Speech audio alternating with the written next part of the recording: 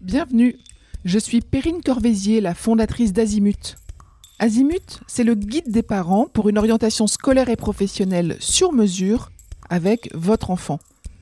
Nous nous appuyons sur près de 100 spécialistes de l'orientation pour vous informer et vous conseiller. Pour découvrir l'ensemble des ressources Azimut, rendez-vous sur azimut-orientation.com. Vous pourrez notamment vous inscrire à notre newsletter. Je laisse place maintenant au contenu de cet épisode. Bonne écoute.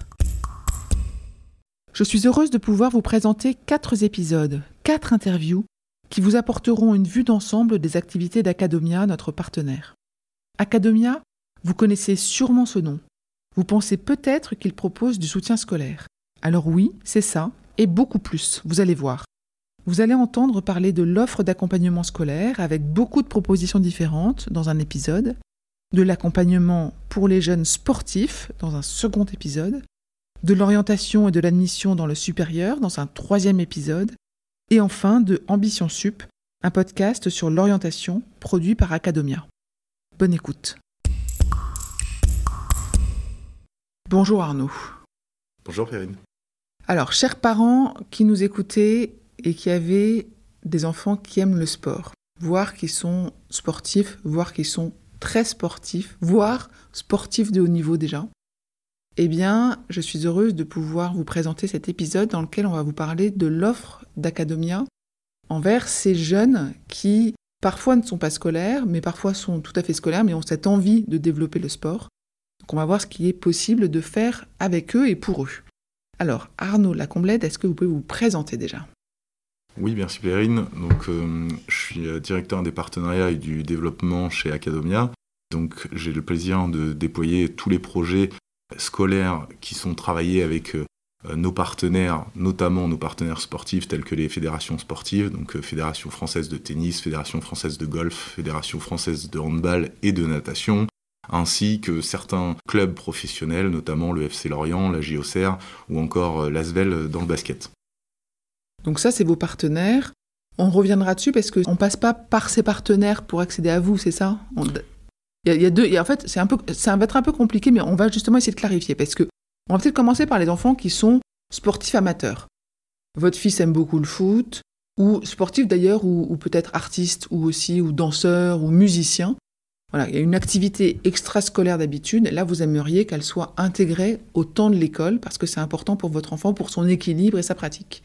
Alors, qu'est-ce qu'Academia propose à ces enfants qui sont amateurs, de bon niveau ? Alors tout à fait, effectivement, on distingue plusieurs typologies d'élèves qui souhaitent allier leur passion à la scolarité. J'ai envie de dire qu'il y a 2 filières principales. D'un côté, pour des jeunes qui seraient, sur une pratique en compétition, qui souhaitent développer leur performance sportive, mais qui n'ont pas des volumes d'entraînement qui sont énormes, il y a ce qu'on appelle les sections sportives qui sont disponibles dans certains établissements scolaires, notamment au sein de l'école A à Paris et l'école A de Nice, qui sont des établissements gérés par Academia. Et donc, ces sections sportives proposent un aménagement scolaire qui permet à ces élèves d'être disponibles en général tous les après-midi, donc ils sont cours le matin et l'après-midi est libre pour pratiquer leur activité. Donc c'est un très bon point d'entrée pour ces élèves qui souhaitent s'engager dans ce double projet qu'on appelle souvent sport-études, et vous l'avez mentionné, qui intègre également tout ce qui est art-études, ça peut être la danse ou la musique par exemple. Et ensuite, lorsque la pratique, devient plus intensive et qu'il y a un véritable projet d'accession au niveau, qui est d'ailleurs souvent porté par notamment les fédérations sportives. Ces jeunes qui s'engagent dans ce type de projet sont souvent en relation avec les ligues régionales ou les fédérations au niveau national directement. Il est nécessaire d'adapter de manière beaucoup plus importante leur scolarité en proposant des aménagements scolaires beaucoup plus poussés, j'ai envie de dire sur mesure, et c'est ce qu'on fait notamment avec les fédérations sportives dont on est partenaire, au travers du e-campus Academia, qui est un modèle d'accompagnement scolaire pour des sportifs qui sont déjà engagés dans le haut niveau, et également avec les clubs professionnels que nous accompagnons, que j'ai cités précédemment, où dans ce cadre, on est dans les centres de formation de football ou de basket professionnel, et là, on travaille main dans la main avec la direction sportive pour construire un emploi du temps qui soit réellement adapté à toutes les exigences du haut niveau, à toutes les contraintes organisationnelles, notamment les déplacements, les matchs, les tournois et évidemment tous les entraînements pendant la semaine. Donc là, on va prendre plusieurs exemples pour être sûr de bien comprendre. On va parler d'un jeune qui adore jouer au foot, qui a envie de se dépenser, qui a besoin de se dépenser un peu pour son équilibre d'adolescent, qui n'est pas professionnel, qui aime juste beaucoup ça. Et les parents envisagent des horaires aménagés pour qu'ils puissent faire ça l'après-midi. Donc déjà, un premier élément, c'est de trouver qui peut l'aider à faire du foot l'après-midi, parce qu'il y a beaucoup de clubs qui ne font que des entraînements le soir, etc. Mais s'ils trouvent ça, vous avez donc 2 établissements à Paris et à Nice où vous proposez cette section sportive, des horaires aménagés qui permettent à ces élèves de mener leur envie, leur passion régulièrement et de mener à bien une scolarité qui leur permet d'aller jusqu'au bac en passant un bac classique, mais en horaire aménagé. C'est ça. Ça, c'est le premier cas. Tout à fait. Effectivement, dans tous les établissements scolaires Academia, nous proposons donc ces scolarités, ces modèles sport-études, où nous allons traiter l'intégralité du programme de l'éducation nationale en aménageant le temps scolaire. Donc, comme vous l'avez dit, ce qui est important dans un premier temps, c'est de trouver des clubs qui accompagnent sportivement ces jeunes dans l'accession au niveau. Si on prend l'exemple du football qui est pratiqué par de nombreux jeunes en France, on a des académies sur tout le territoire qui vont proposer ces sections sport-études, ces sections sportives, parfois même les établissements le proposent au sein de l'établissement, qui vont permettre à ces jeunes d'évoluer sportivement tout en ne négligeant pas l'aspect scolaire car leur emploi du temps est aménagé. Et derrière, cette progression peut les amener à intégrer un centre de formation professionnelle par la suite. Donc ça, c'est quelque chose qui est important, c'est d'avoir ce processus de détection par des centres de formation. Si on veut faire du football sa profession, devenir footballeur professionnel, ça passe par les centres de formation de football. Et il y a tout un parcours d'accession au niveau qui se fait, sachant que les centres de formation de football recrutent en général, on rentre en centre de formation au niveau lycée, donc à partir de la seconde. Donc toute la partie collège peut s'effectuer dans des sections sportives, sport-études, pour accompagner cette progression. Et je recommande aux familles qui seraient susceptibles d'être intéressées de s'intéresser aussi aux académies de football qui ont des partenariats avec certains centres de formation de football, parce que ça facilite aussi, cette accession et cette détection. Et c'est valable également dans les autres sports d'ailleurs, que ce soit le handball ou le basket. Le processus peut être plus ou moins, tardif, mais c'est globalement le même fonctionnement.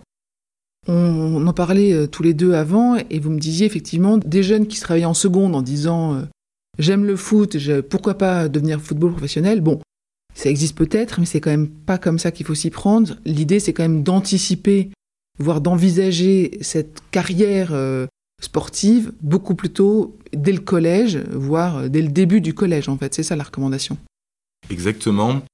On s'aperçoit que les jeunes qui sont engagés dans un projet sport-études, et en particulier ceux qui souhaitent accéder au haut niveau, voire au très haut niveau, ont un projet d'avenir qu'ils construisent très tôt. C'est-à-dire que c'est souvent des jeunes qui vont travailler ce projet dès la 6e, voire le CM2 pour certains sports, et qui vont mettre en place une organisation adaptée à ce plan finalement de progression vers le haut niveau.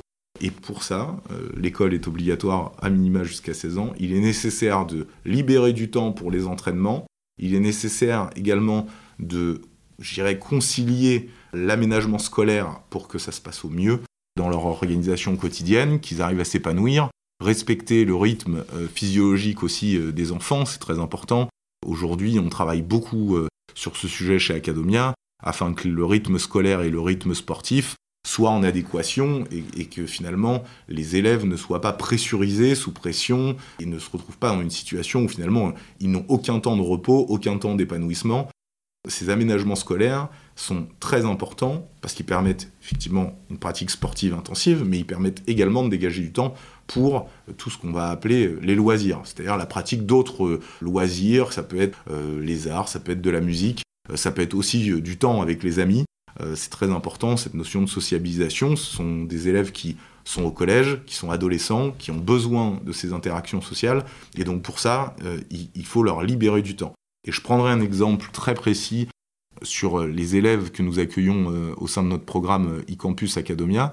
C'est un programme qui a été co-construit avec la Fédération française de tennis en 2020, avec cette ambition de permettre à des jeunes d'évoluer sportivement, de ne pas négliger leur scolarité et surtout d'avoir le maximum de portes, je dirais, ouvertes sur le volet scolaire, mais aussi de leur libérer du temps pour être en famille, pour pratiquer d'autres loisirs qui ne sont pas des loisirs en compétition, mais simplement pour s'épanouir dans une autre discipline et permettre à ces jeunes d'avoir du lien social avec les amis et pas, je dirais, avoir un emploi du temps où il n'y a aucun temps mort dans une journée et finalement avoir des jeunes qui se réveillent à 6h30 du matin, qui finissent à 22h30 leur entraînement, qui entre-temps ont dû faire leurs devoirs, ont dû aller en cours, et derrière, le lendemain, c'est très compliqué, parce que justement, ce rythme physiologique n'est pas forcément respecté. Donc nous, c'est un élément clé dans tous les projets que nous déployons dans le sport-études. Aujourd'hui, j'ai compris que vous aviez plusieurs centaines d'élèves qui sont entre le CM2 et le BTS, qui sont des jeunes qui ont été repérés par les fédérations, qui sont déjà identifiés comme sportifs de haut niveau, et qui, en fait, suivent une scolarité via le CNED. Et le rôle d'Academia, c'est de les aider à suivre cette scolarité à distance. C'est ça, en fait, votre rôle.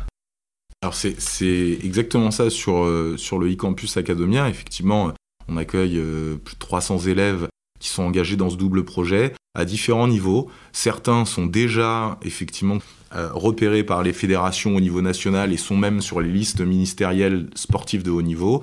D'autres ne le sont pas encore, mais sont dans un parcours d'accession au niveau avec un travail avec les ligues régionales, les ligues sportives régionales. Donc ils évoluent au sein de leur club, mais ont déjà ce projet d'accéder au plus haut niveau. Donc l'accompagnement que propose Academia, c'est simplement de travailler sur un emploi du temps qui répond à l'exigence du haut niveau et à leurs contraintes organisationnelles, de les accompagner dans toutes les matières, c'est-à-dire qu'on a aujourd'hui des enseignants qui sont en mesure de répondre à toutes les problématiques que peuvent rencontrer les élèves, qui sont en mesure d'enseigner dans toutes les matières du programme académique, et c'est ce qui nous permet aujourd'hui d'avoir des résultats qui sont excellents, car depuis la création du eCampus Academia, tous les élèves qui ont bénéficié de ce programme d'accompagnement scolaire ont obtenu des résultats à 100% de réussite aux examens, que ce soit sur le brevet des collèges ou bien sur le bac, évidemment. Donc, nous, c'est très important. Cette réussite aux examens, c'est un indicateur pour nous qui est déterminant, qui montre l'efficacité du dispositif qui est mis en place pour accompagner ces jeunes sportifs. Les fédérations nous rejoignent, je dirais, chaque année. Nous sommes sollicités par des fédérations sportives qui souhaitent déployer ce programme et le proposer à leurs jeunes sportifs de haut niveau. Donc on voit bien que c'est une nécessité aujourd'hui de proposer ce type d'aménagements qui sont sur mesure. Et finalement, je dirais une image, c'est un petit peu de la haute couture dans la construction des emplois du temps et l'organisation de ces jeunes. Ce que j'ai compris, c'est qu'en fait, si vous n'existiez pas, si votre offre n'était pas là, il y avait deux risques. Il y avait le risque que les jeunes sportifs soient contraints d'abandonner leur pratique sportive parce que les parents avaient vraiment envie qu'ils aillent jusqu'au bac d'un point de vue académique et que c'était pas compatible. L'autre risque, c'était au contraire que des jeunes sportifs privilégient uniquement le sport et laissent tomber les études et arrêtent dès 16 ans les cours, ce qui fait des jeunes sans diplôme académique, avec la conscience que derrière, une carrière sportive peut s'arrêter malheureusement par blessure, peut s'arrêter avant un âge bien avancé, parce que le corps est très sollicité. Donc effectivement, ce bagage académique est important, et c'est ce que vous permettez aux jeunes d'avoir. C'est exactement ça. Ces éléments nous ont été d'ailleurs rapportés par les différents acteurs du sport en France, notamment les fédérations, mais aussi les clubs professionnels. On s'aperçoit que lorsqu'il n'y a pas d'aménagement scolaire, le risque, vous l'avez mentionné, est déjà un risque de blessure ou, je dirais, de désengagement d'un jeune parce que, justement, la pression a été trop forte, l'organisation est trop difficile à gérer Je le répète parce que c'est un point important, ça reste des adolescents qui doivent avoir une vie d'adolescent. Et donc, l'aménagement scolaire est primordial. Les acteurs, aujourd'hui, du sport ont tous conscience que l'éducation doit être une priorité, même pour ces sportifs de haut niveau. Et effectivement, on ne peut pas, accepter l'idée que pour être sportif de haut niveau, les élèves doivent arrêter l'école à 16 ans. L'école est obligatoire jusqu'à 16 ans, mais c'est vrai qu'à 16 ans, un jeune pourrait décider d'arrêter l'école parce qu'il souhaite se consacrer à 100% à sa pratique sportive. Et ça, c'est une idée que chez Academia, qu'on n'accepte pas. On pense au contraire qu'il faut accompagner ces jeunes, il faut les aider, il faut adapter, la scolarité à leurs projets pour leur permettre à la fois de réaliser leurs rêves côté sportif, mais en ne sacrifiant pas l'aspect scolaire. Et c'est ce qu'on propose aujourd'hui à travers les différents dispositifs, à travers nos établissements scolaires, à travers les centres de formation dont on est partenaire, où on pilote la scolarité de ces jeunes qui rêvent d'être footballeurs ou basketteurs professionnels. Et ça, c'est un élément clé. Parce que sinon, c'est à la fois pour le sport français dommage si certains talents qui pourraient devenir de grands sportifs arrêtent parce qu'il y a la pression familiale. Ils arrêtent le sport pour se consacrer à leur scolarité. Donc ça veut dire qu'on se prive de certains talents sportifs pour le sport français. Donc ça, c'est dommageable.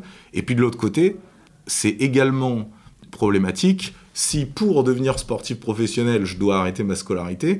C'est-à-dire qu'on ampute finalement certaines chances pour ces jeunes, soit en reconversion après carrière, voire même, si durant leur parcours, ils n'accèdent pas à un statut de sportif professionnel, il faut quand même qu'ils puissent avoir un projet d'avenir et un bagage académique qui leur permette de rebondir, poursuivre leurs études et puis réorienter leur projet sur une voie plus classique.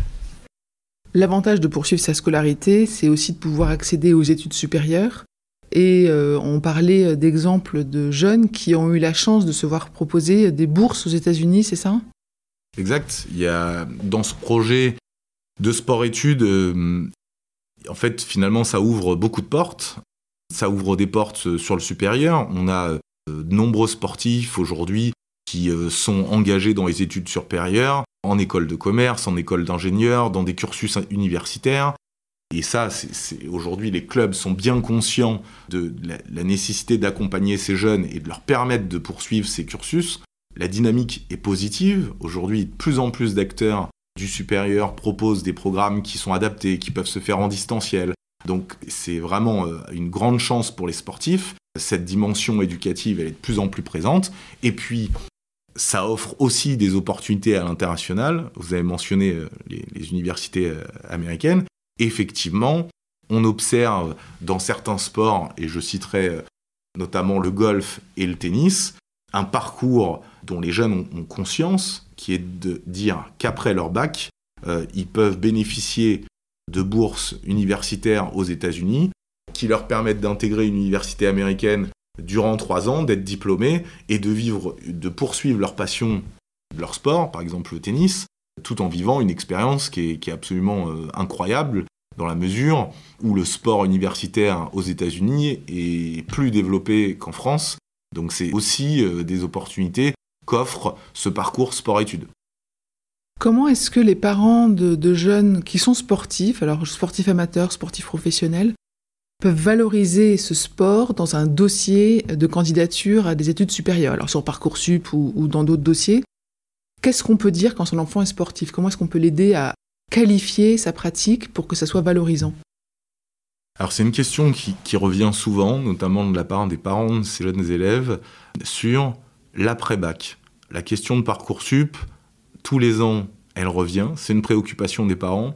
Nous, ce qu'on observe aujourd'hui, après plus de 10 ans chez Academia, à gérer ce type de profil d'élèves, etc., c'est que s'engager dans un double projet sport-études est finalement plutôt un atout dans les dossiers. Évidemment, les notes comptent, comme pour tous les élèves.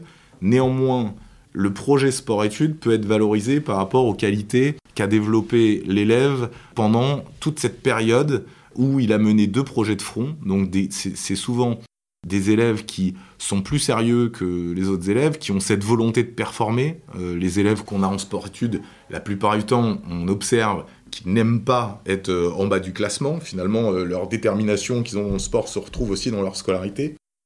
Ce sont des élèves qui ont également des qualités en termes organisationnels qui sont supérieures, parce qu'ils ont l'habitude depuis petit d'avoir cette rigueur, aussi bien sur leurs emplois du temps, sur la répétition des gestes dans le sport, etc. Donc, en termes de rigueur, de concentration, d'organisation, ce sont des élèves qui, je dirais, ont des capacités peut-être supérieures aux autres. Et ce sont ces qualités qui sont appréciées aussi dans l'étude des dossiers dans le supérieur. Parce que les écoles, effectivement, souhaitent intégrer aussi des élèves qui sont sérieux, des élèves qui ont le potentiel pour, je dirais, mener de front les études et leur passion du sport. Donc c'est vraiment quelque chose qui est valorisable dans le supérieur.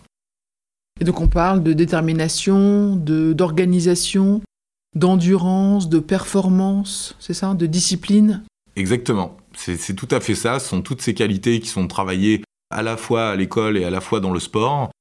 Les capacités de concentration, par exemple, des golfeurs, je parlais de ça avec la famille d'un élève qu'on accompagne, sont assez impressionnantes. C'est-à-dire qu'on a des jeunes qui, dès 12-13 ans, doivent se concentrer et être focus pendant une durée assez longue, parce que lorsqu'ils jouent en compétition, un parcours de golf, ça se fait pas en une demi-heure. Et donc ces qualités de concentration, on les retrouve derrière à l'école. C'est-à-dire que ce sont des jeunes, quand ils sont impliqués et engagés sur une tâche, ils vont pouvoir se concentrer davantage que les autres, ils vont avoir une efficacité qui est plus grande, etc. Donc, il y a des capacités d'assimilation des connaissances et d'apprentissage qui sont supérieures. C'est ce qui leur permet aussi d'avoir de très bonnes notes. On observe chaque année des élèves avec des résultats. On a eu des élèves qui ont eu des résultats au bac avec des 20 sur 20 en mathématiques. On a souvent des 20 sur 20 sur le grand oral. Donc toutes ces qualités viennent aussi du fait que ces jeunes sont habitués dans leur pratique sportive à s'exprimer en public, à se concentrer, à viser l'excellence, etc. Et ça se retrouve vraiment sur la partie scolaire. Hyper intéressant, bravo pour votre offre. Qu'est-ce que vous voudriez dire en conclusion aux parents ? Je dirais qu'en conclusion de cet entretien, je pense que l'idée à retenir, c'est que le sport-études n'est pas réservé à une élite. Finalement, tout le monde peut s'engager dans un projet sport-études à partir du moment où le projet est réfléchi, le projet est structuré, à partir du moment où les élèves et les familles sont accompagnés par les bons acteurs, aussi bien sur la partie sportive que sur la partie scolaire. Et derrière, c'est aussi l'opportunité pour les jeunes de réaliser leurs rêves, ou en tout cas de poursuivre dans une voie qui les passionne, et pour les parents, la possibilité d'accompagner leurs enfants dans un épanouissement qui n'est pas uniquement un épanouissement scolaire, mais qui est aussi un épanouissement sportif. Ça permet, la filière sport-études permet aussi de structurer un projet de vie. On parle souvent d'orientation. Finalement, la filière sport-études, c'est plus qu'un projet d'orientation, c'est un projet de vie. C'est-à-dire que oui, ce projet va ouvrir de nombreuses portes. Peut-être qu'il va être nécessaire de se réorienter à certains moments, mais c'est tout à fait possible à partir du moment où on est accompagné et où le projet est pensé correctement en amont. Donc finalement, c'est tellement valorisant de voir ces jeunes qu'on rencontre, nous, qu'on a la chance en tout cas de côtoyer au quotidien, tellement valorisant de voir que ces jeunes finalement sont épanouis, vivent leur passion à fond, sans mettre de côté la scolarité, que la porte est ouverte à tous. Et nous, en tout cas, chez Academia, on étudie tous les dossiers, on conseille les familles au mieux pour pouvoir les accompagner dans cette voie. Merci beaucoup. Merci à vous. Je vous retiens quelques instants. Vous écoutez peut-être sur Apple ou sur Spotify ou sur Deezer ou sur une autre application de podcast. Je voulais m'assurer que vous connaissiez l'existence de notre site azimut-orientation.com. Sur ce site, les contenus sont organisés par thématique et par situation. Ceux qui connaissent adorent et utilisent notre moteur de recherche, ce qui leur permet d'aller chercher directement le bon contenu qui correspond à leurs problématiques. Je vous encourage à vous y connecter et n'oubliez pas de vous inscrire à notre newsletter. Merci de votre fidélité et à bientôt.